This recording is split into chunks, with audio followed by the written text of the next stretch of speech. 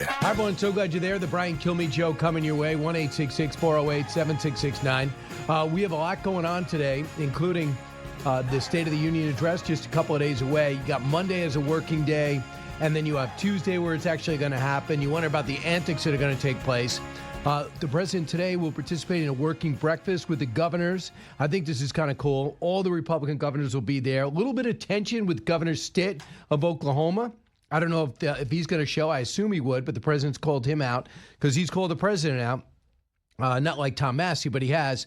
Also, the Governors Association, the president originally said, I don't want Democrats coming. They said, I will invite Democrats, but I just don't want Governor of Maryland, Westmore, and I don't want Jared Polis of Colorado. So they're not coming. And then some other governors have said, if they're not coming, I'm not coming. Well, that's good. Don't show up. But you know who's going to be there? Shapiro and Beshear. Why? They want to be seen in the White House. And they're posturing. I don't think there's any doubt they're going to run.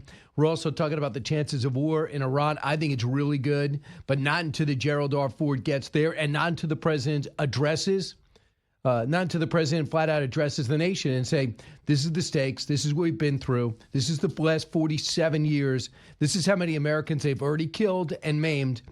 And this is what happens if we don't.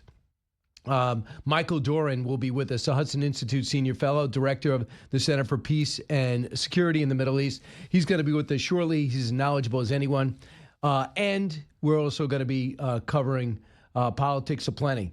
We have the AOC and J.D. Vance continue their somewhat sniping relationship. I think that's an unfair balance, but somehow people put them on the same threshold. With us right now in studio, getting set for 8 hours of broadcasting this weekend, Fox and Friends weekend co-host Rachel Campos-Duffy, fresh off 3 hours with me and Lawrence Jones. Have you changed? Have that 3 hours that we were together changed you at all? Emotionally, physically? It doesn't matter what you do or how much time I spend with you. I still always love hanging out with you, Brian. Really? Yep. Do you think Allison, do you think she means that? 100%. All right. I do. Absolutely. First off, fantastic job filling in for Jesse. I think it was Wednesday or Tuesday? Yeah. Wednesday? I did Wednesday for Jesse, and I filled in for Laura on Monday. On Monday. So on Wednesday, I saw you with Maria Conchita Gonzalez. Not Conchita, Maria Corina. Karina Gonzalez. Conchita is my grandmother's name. Really? Okay. Yeah. I mean, it's a lot of Spanish people have the same names, right? I mean, I don't mean to stereotype, but it does seem, it's just like what There's order? a lot of names. So Maria Corina Machado. Right. So she is the democratically elected leader who was unable. No, Well, excuse me. she was her party won. Her party was, yeah. And that guy won. She's the face of the party. Yeah. She's the face of the opposition. So the question is when our election's going to be in Venezuela. Yeah. And I think they sold like 50 million barrels of oil yesterday out of Venezuela. Yeah. And we basically split it 50-50. Yeah. So far, it's been pretty smooth since the capture of Maduro, right? Yeah, I mean, I think there's a lot of lessons that have been learned when you take out a leader, you depose a leader. In this case, you arrest him because he's a narco-terrorist. You don't want to leave that vacuum. And you have these communists in charge. And make no mistake, Delcy Rodriguez ideologically is more like Che Guevara than even Maduro, who was just, he was also a commie, educated in some ways or trained up in Cuba. But she and her brother, Delcy and her brother, who's also her right-hand person, are hardcore commies. Their father was a communist, and so they've decided to work with these people, the Trump administration, to work with these commies, just so that we don't have a power vacuum. But the question is, when will democratic elections happen? What do you think? What do you think? What's the most plausible? I think everything should be done on what's beneficial for America. If I'm President Trump, I want to do it before my midterms. I think that an election would be great for the Hispanic vote here in the United States. There are a lot of Hispanics who will see this as a good sign for the hemisphere and for kicking out the Chinese and the Do they already and the see commies. it that way, though? They do, but look. And people are like, why? How do the people in Venezuela feel right now? They've had 27 years of socialism. Mm-hmm. And so they're patient. They're trusting President Trump. They saw that incredible, flawless operation. They see him, working with Delcy, but that's not what they want. 90% of the voters want voted for the opposition. And so they want democracy. They want an election. Notice how they're not on the streets protesting. Why do you think that's the case, Brian? Do you think it's a fear? Yeah, of course. Of course. There's still repression. There's still, a secret police that's running around. We've got control, but you can only do so much when, you only have an embassy. And these people have been operating and repressing people for 27 years. They have, they know how to do this. And now, look, she's a smart woman, this Delcy Rodriguez, very clever, very astute. She's working with the government. She saw what happened in Maduro. Some say she might have even helped to make him the scapegoat so she could stay in power. She has a taste for money. She wore a $2,000 dress for her inauguration. Most commies get that taste. They talk all like they're with the people, and then they get used to the money. So she's a communist with the taste for money. I think the best thing we could do is give her a few million, maybe even more than that, and send her on her way and have some elections. Do you think she runs? Like, for example, in 6 months, if there's an election, do you think she runs? Yeah. I don't know. I think she could possibly be bought off. Delcy Rodriguez, she could be bought off potentially and go and be a celebrated lefty, in London or something. But she could run. And if things get better in Venezuela, she might be able to make a case that she's the one. She's the one. Now, I don't think she wins because nobody's going to forget what these people did to this country. It was the jewel of Latin America. Every other Latin American country, Brian, wanted to be Venezuela. That's how rich in resources and wealth they were.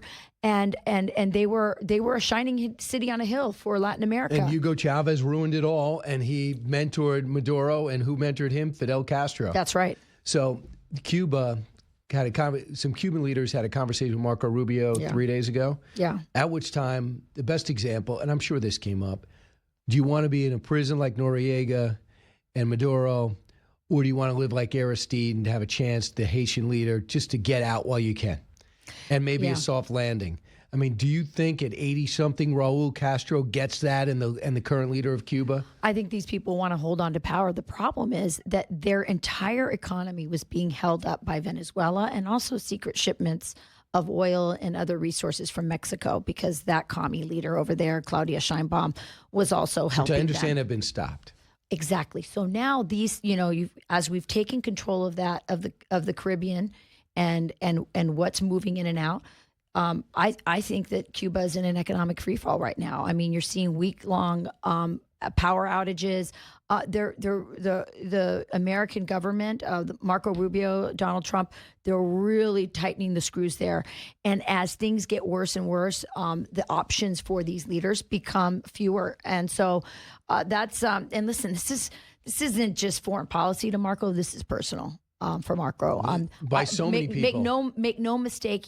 He wants to be either Secretary of State or president when Cuba finally collapses. And do you think? I mean, that could be another major puzzle piece, but it would be great without any military action. I don't think military is even on the table. You don't need it. You may not. But yeah, but the only thing is, can Russia? I guess Russia had a few supply flights in there, but they are flat on their back these days. But Maduro was feeling that lack of interest from Russia as well. And at the end of his days, I mean, Russia was just like, listen, you're on your own. We have enough problems, and as you said, they're having their own economic issues. And then you have a situation where China, and 90 miles off our coast, to set up a listening post. Yeah. So that's got to stop. I mean, the ripple effects and positives, and it's worked out in Panama.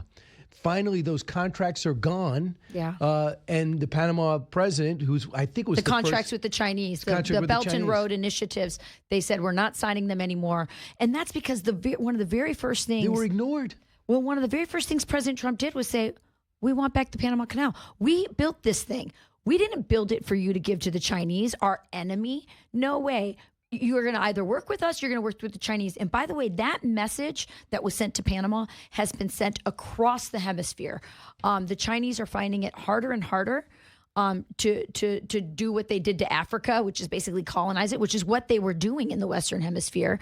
They were basically paying off these corrupt leaders. It doesn't take a lot in Latin America. You pay them off. They get some generational wealth, and they're willing to sell out their resources in their countries to the Chinese. But the people were angry about it, and the people would rather deal with America than the Chinese, because the Chinese treat everybody they colonize really horribly. And so President Trump is kicking the Chinese out of the hemisphere. It's really an amazing thing that's happening. The one olive branch went out to Uruguay, said, hey, why don't you come visit? Because no one was talking to Uruguay. But Argentinian Milei, Milei, I should say. Milei's come out, and basically he is America first, but he was making deals with the China. Chinese at first. The only holdouts. They have rare earth. The main holdout when the Chinese were at the peak of their power in Latin America, the holdout was Paraguay. They were the only ones who said no way. And the Argentines were with them for a while, but then their economic situation got such, and that's what the Chinese do. They come in and they see when you're in economic problems, and they go, we'll help you. And then what they do is they end up owning all your resources. Yeah. So let's talk about Iran. The President of the United States yesterday, cut 4. We do have some work to do with Iran. They can't have a nuclear weapon. It's very simple. You can't have peace in the Middle East if they have a nuclear weapon, and they can't have a nuclear weapon, and they've been told that very strongly. Right. Nuclear weapon. President also told the people of Iran, I got your back, go ahead, and they killed between 15 and 30,000 of them. Ballistic missiles also, as well as terror financing. But they're only talking about in Oman a nuclear weapon. Your thoughts here? So I thought that Operation Midnight Hammer was going to take out this nuclear threat. I thought that's what we did. I'm a little confused about why we're back into this. Look, you and I sat on the couch. We talked a lot about it. I've never found a war that Brian Kilmeade isn't for yet.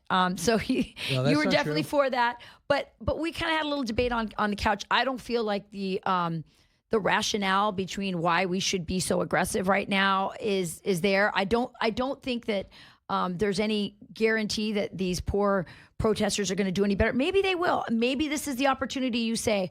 But I also think what we got to talk about the midterms, because we got to talk about America first. And so how would a conflict with Iran, Brian, impact the midterms?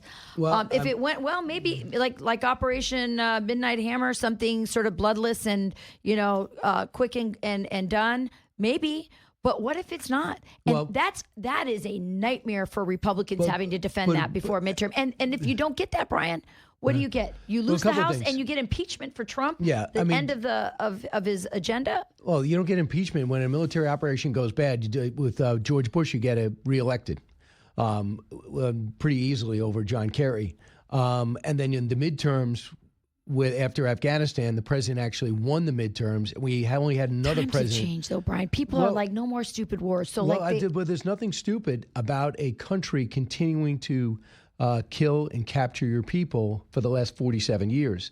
And for the EFPs that went into, which is IEDs on steroids, that were all over Iraq to kill our guys specifically, and the assassination attempts on the assassination promises from Iran on our president that just came as yesterday they were chanting in their parliament, death to America. So does anyone think they're legitimately negotiating a nuclear deal? And I agree with you on this.